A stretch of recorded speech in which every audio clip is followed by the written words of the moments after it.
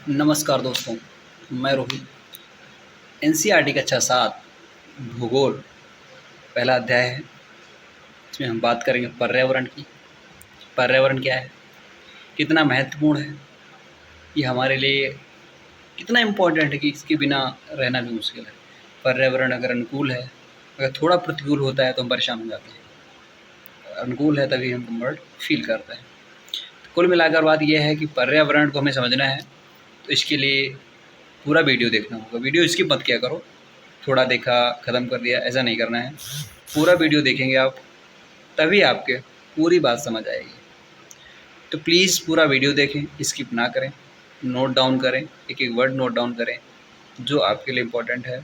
UPSC exam में NCERT जितना महत्व रखती है, बहुत महत्व रखती है, जितना कि हमारी दाल या सब्जी के नमक इम्पोर्टेंट है, सेम एनसीईआरटी यूपीएससी के लिए इम्पोर्टेंट है। प्रीलिम्स में सीधे सीधे क्वेश्चन आ जाते हैं। कक्षा 6 से कक्षा 7 से ज्योग्राफी है और इतिहास है, इनसे पीछे बिल्कुल सटीक क्वेश्चन, सीधे सीधे क्वेश्चन पूछ देता है। तो हम कंफ्यूज हो जाते हैं और हमें क्वेश्चन छोड़ना पड़ जाता है, क्योंकि हम वहाँ तक नहीं गए होते। स्टैंडर्ड पढ़ लेने से तो आप समझ सकते हैं, रट सकते हैं, लेकिन समझ नहीं सकते, क्योंकि एनसीईआरटी बेस मजबूत करती है। अगर आप साइंस बैकग्राउंड आपका है या आपका कॉमर्स बैकग्राउंड है या कोई बैकग्राउंड है, लेकिन आपको ज्योग्राफी नहीं आती है, तो उसके लिए एनसीईआरटी से कक्षा 6 से शुरुआत करें और कक्षा 12 तक की एनसीईआरटी को पढ़ें, ताकि आपका बेस मजबूत हो जाए और आप अच्छा स्कोर कर सकें।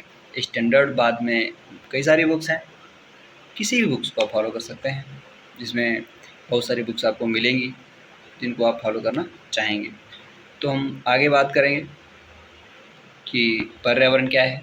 उसके पहले एक रिक्वेस्ट है कि प्लीज़ अगर आप मेरे चैनल पर नए हैं तो प्लीज़ सब्सक्राइब करें, लाइक करें, कमेंट करें, ताकि आपके लिए हम video day by day upload करते रहें और आपका जो सिलेबस है धीरे धीरे कवर होता रहे और आप एक दिन एग्ज़ाम हॉल में बैठें और फील करें कि मैंने कुछ पढ़ा है।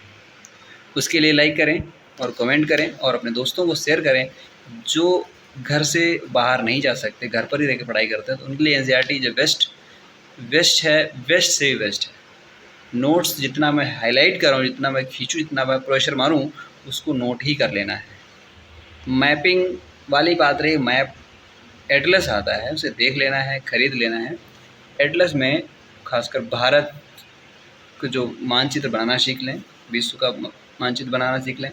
कोशिश करें, बनेगा, धीरे धीरे बनेगा, एकदम से नहीं बनेगा। टेढ़ा बनता है, मेढ़ा बनता है, कोई मतलब नहीं है, लेकिन बनाओ, डेली बेसिस बनाओगे तो मानचित्र बनने लगेगा। और खासकर भूगोल बिना मानचित्र के नहीं बनती। एक चित्र जो है मानचित्र में दिखाना पड़ता है कि नदियाँ, ये नदी कहाँ पर है, तो ये पहाड़ कहाँ पर है, ये पर्वत कहाँ पर है, ये चीज़ें दिखानी पड़ती हैं, कौन सी नदियाँ किसकी सहायक हैं और कहाँ पर क्या दिया हुआ है। तो मैपिंग आपके आधार पर आधी ज्योग्राफी आपकी समझ आ जाती है। तो हम बात करेंगे पर्यावरण की।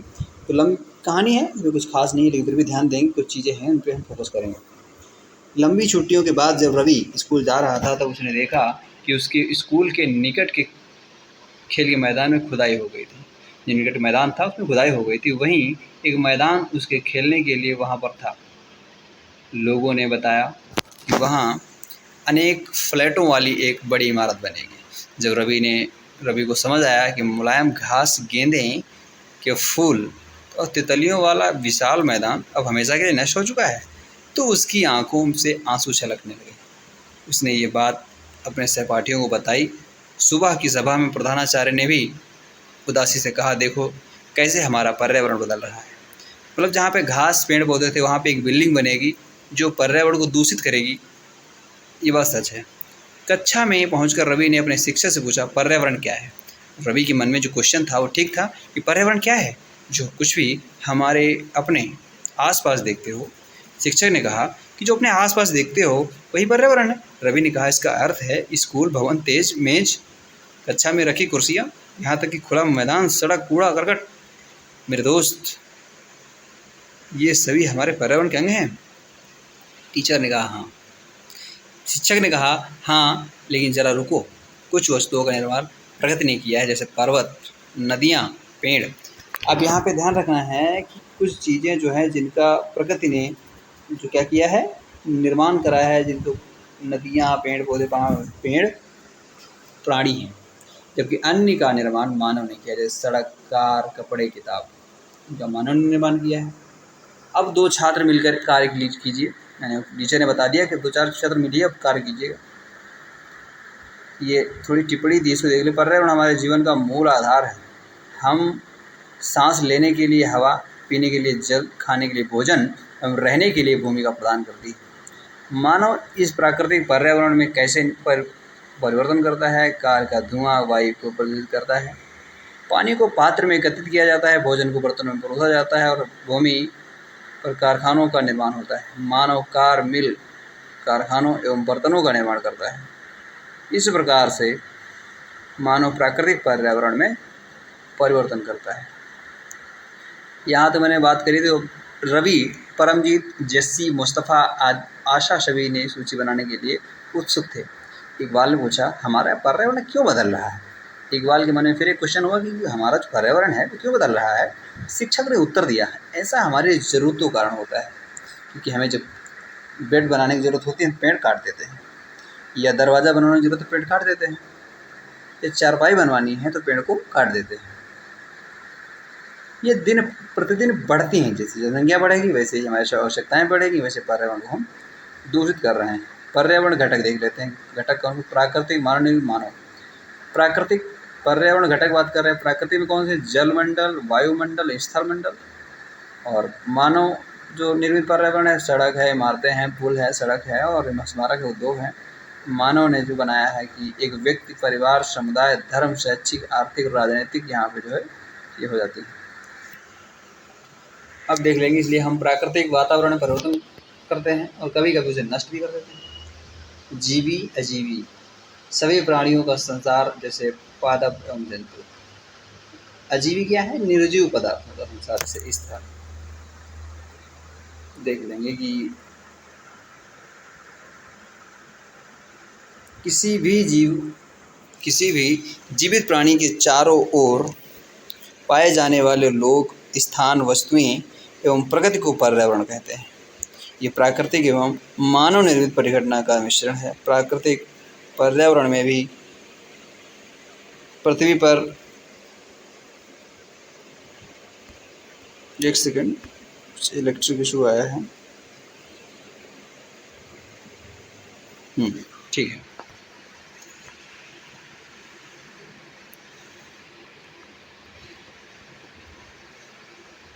ऊपर के वार्तालाप में हम समझ गए होंगे कि किसी भी जीवित प्राणी के चारों ओर पाए जाने वाले लोग, स्थान, वस्तुएं एवं प्रकृति को पर्यावरण कहते हैं। ये प्राकृतिक एवं मानव निर्मित परिघटनाओं का मिश्रण है। प्राकृतिक पर्यावरण में पृथ्वी पर पाई जाने वाली जीवी एवं अजीवी दोनों परिस्थितियाँ सम्मिलित हैं, जबकि मानव पर्यावरण में मानव की परस्पर क्रियाएं, उनकी गतिविधियां एवं उनके द्वारा बनाई गई रचनाएं सम्मिलित हैं। जो यहाँ पर ये कोष्टक ध्यान रखना है, बड़ा ही इम्पोर्टेंट कोष्टक है कि पर्यावरण यानी एनवायरनमेंट शब्द की उत्पत्ति फ्रेंच शब्द, कौन सा शब्द? अगर लेटिन आता है तो गलत है। फ्रेंच शब्द एनवायरोनेर या एनवायरनेर से हुई है, जिसका अर्थ है पड़ोस। क्या अर्थ है एनवायरन का? पड़ोस। अब बात करेंगे प्राकृतिक पर्यावरण। किसकी बात करेंगे? प्राकृतिक पर्यावरण की। यानी भूमि, जल, वायु, पेड़ पौधे। भूमि, जल, वायु, पेड़ पौधे एवं जीव जंतु मिलकर प्राकृतिक पर्यावरण बनाते हैं। कौन कौन बनाता है? भूमि, जल, वायु, पेड़ पौधे, ये सभी जीव जंतु मिलकर क्या बनाते हैं? प्राकृतिक पर्यावरण बनाते हैं। स्थल मंडल, जल मंडल, वायुमंडल तथा जैव मंडल से आप पहले ही परिचित होंगे। आशा करता हूँ कि आपने पता होगा कि स्थल मंडल क्या है, जल मंडल क्या है, वायुमंडल क्या है। हम बात कर चुके हैं पीछे। पृथ्वी की ठोस परपटी या कठोर ऊपरी परत को स्थल मंडल कहते हैं। क्या कहते हैं? नोट कर लेना। अगर नोट नहीं किया, किसी ने भूल गया है तो नोट कर लो। पृथ्वी की ठोस परत या कठोर परत को स्थल मंडल कहते हैं। यह चट्टानों एवं खनिजों से बना होता है एवं मिट्टी की पतली परत से ढका होता है। ये पहाड़, पठार, मैदान, घाटी आदि जैसी भिन्न स्थलाकृतियों वाला विषम धरातल होता है। ये स्थलाकृतियाँ महाद्वीपों के अलावा महासागर की सतह पर भी पाई जाती हैं। स्थल मंडल वह क्षेत्र है जो हमें वन, कृषि एवं मानव बस्तियों के लिए, भूमि पशुओं को चरने के लिए, घास ये स्थल प्रदान करता है, ये खनिज संपदा का भी स्रोत है। देख लेना है, स्थल मंडल, जैव मंडल, जो वायुमंडल है, नीला नीला दिख रहा है वायुमंडल है, नीचे जो जल दिख रहा है जल मंडल है, और स्थल मंडल बस सड़क वगैरह ट्रैक्टर वगैरह चल रहा है क्या है मंडल है, और जैव मंडल में लगभग सबको लिया गया।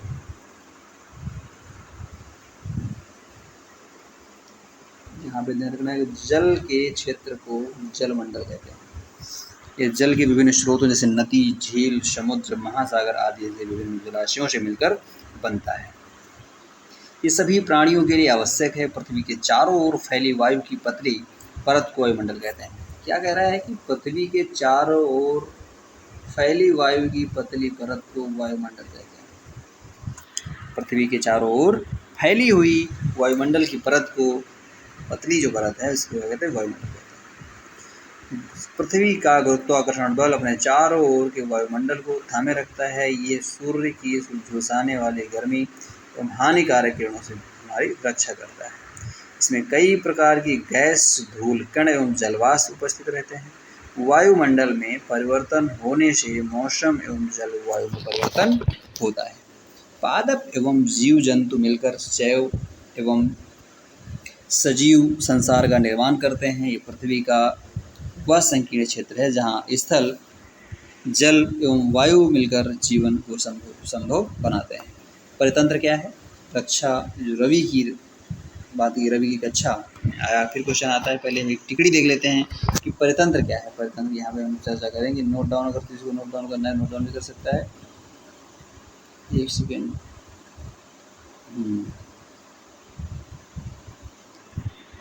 परितंत्र वह तंत्र जिसमें समस्त जीवधारी आपस में एक दूसरे के साथ तथा पर्यावरण के उन भौतिक एवं रासायनिक कारकों के साथ परस्पर क्रिया करते हैं, जिसमें वे निवास करते हैं, यानी जिसमें रहते हैं, वे क्रिया करते हैं। ये सब ऊर्जा और पदार्थ के स्थानांतरण द्वारा संबंध होता है।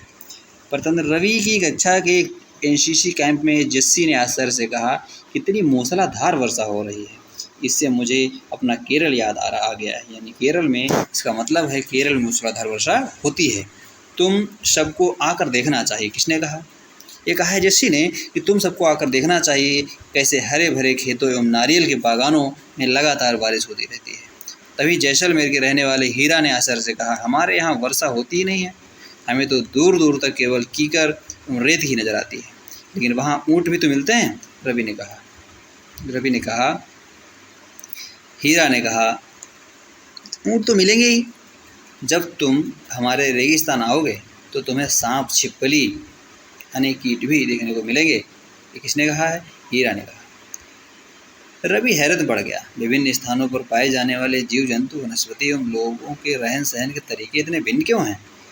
क्या सभी का एक दूसरे के साथ संबंध है? बिल्कुल, बहुत संबंध है, शिक्षक ने कहा। क्लास में चर्चा चल रही है तो शिक्षक कह रहा है बिल्कुल संबंध है, क्योंकि रवि पूछ रहा है क्या कहीं जीव जंतु अलग, पहनावा अलग है, कहीं की बोलचाल अलग है, भाषा अलग है, तो सब शिक्षक क्या कह रहा है? हाँ, बिल्कुल संबंध है। सभी पेड़ पौधे, जीव जंतु एवं मानव अपने अपने आसपास के पर्यावरण पर आश्रित होते हैं। प्रायः वे एक दूसरे पर भी आश्रित हैं। जीवधारियों का आपसी एवं अपने आसपास के पर्यावरण के बीच का संबंध ही परितंत्र का निर्माण करता है। अधिक वर्षा वाले वन, घरास स्थल, रेगिस्तान, पर्वत, झील, नदी, महासागर एवं छोटे से ताल का भी एक परितंत्र हो सकता है। क्या आपको लगता है जिस पार्क में रवि एवं उसके मित्र खेलते थे वह भी एक परितंत्र बनाता था?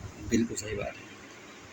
5 जून को क्या मनाया जाता है? विश्व पर्यावरण दिवस मनाया जाता है। वस्तु विनिमय पद्धति क्या है? कि वस्तुओं का लेन देन, आपसी लेन देन, एक वस्तु को लेना दूसरी वस्तु को देना, जिसे व्यापार का धन का प्रयोग नहीं होता है, मतलब रुपये पैसे नहीं थे उस मामले में। मानवीय पर्यावरण की चर्चा करेंगे। मानवीय पर्यावरण मानव अपने वातावरण के साथ पारस्परिक क्रिया करता है और उसमें अपनी आवश्यकताओं के अनुसार परिवर्तन करता है। प्रारंभिक मानव ने सूर्य को, स्वयं को प्रकृति के अनुरूप बना लिया था। उनका जीवन सरल था एवं आसपास की प्रकृति से उनकी आवश्यकताएं पूरी हो जाती थी। समय के साथ कई प्रकार की आवश्यकताएं बढ़ी। मानव ने पर्यावरण के उपयोग और उसके परिवर्तन के कई तरीके सीख लिए। उसने फसल उगाना, पशु पालना एवं स्थायी जीवन जीना सीख लिया। पहिए का आविष्कार किया, आवश्यकता से अधिक अन्न उपजाया गया, वस्तु विनिमय का विकास हुआ, व्यापार आरंभ हुआ एवं वाणिज्य का विकास हुआ। औद्योगिक क्रांति से बड़े पैमाने पर उत्पादन प्रारंभ हो गया, परिवहन भी तेज गति से प्रारंभ हुआ। सूचना क्रांति से पूरे विश्व में संचार सहज और द्रुत हो गया। प्राकृतिक एवं मानवीय पर्यावरण के बीच सही संतुलन होना आवश्यक है। मानव को पर्यावरण के साथ समरसता से रहना एवं उसकी उपयोग सीखना चाहिए। रवि की कक्षा में मिजोरम की एक लड़की नूरी, वो अक्सर अपने स्थान की हरियाली की बात करती रहती है। खेल का मैदान नष्ट होने के कारण रवि की उदासी देखकर नूरी ने उससे आने वाली छुट्टियों में अपने घर मिजोरम आने को कहा। रवि के शिक्षक ने अब सभी बच्चों से कहा, छुट्टियों में वे जिन स्थानों पर जाएंगे वहां भूदृश्य घरों एवं लोगों के क्रियाकलापों का चित्र बनाकर लाएं। जिसने कहा, शिक्षक ने कहा, जहाँ जहाँ जाएं वहाँ से चित्र बना के लाएं। देखिए क्वेश्चन कितने मस्त क्वेश्चन है। परितंत्र क्या है, प्राकृतिक पर्यावरण से आप क्या समझते हैं, पर्यावरण के प्रमुख घटक कौन कौन से हैं, मानव निर्मित पर्यावरण के 4 उदाहरण दीजिए, स्थल मंडल क्या है, जीवीय पर्यावरण के 2 प्रमुख घटक क्या हैं, जैव मंडल क्या है। इन सभी क्वेश्चन लिखिएगा और आप लोग ज़रूर लिखें, पूरा पढ़ें, ध्यान दें और इसकी बिल्कुल ना करिए, लाइक करिए। बिल्कुल आपकी एक लाइक से हमें बहुत सा उत्साह मिलता है कि कमेंट्स ज़रूर करें। चैनल सब्सक्राइब अगर नहीं किया है तो सब्सक्राइब कर लें, अगर सब्सक्राइब कर रखा है तो देखिए नोटिफिकेशन आपको अगर नहीं आता है तो आप बेल आइकन ऑन करें और आपको नोटिफिकेशन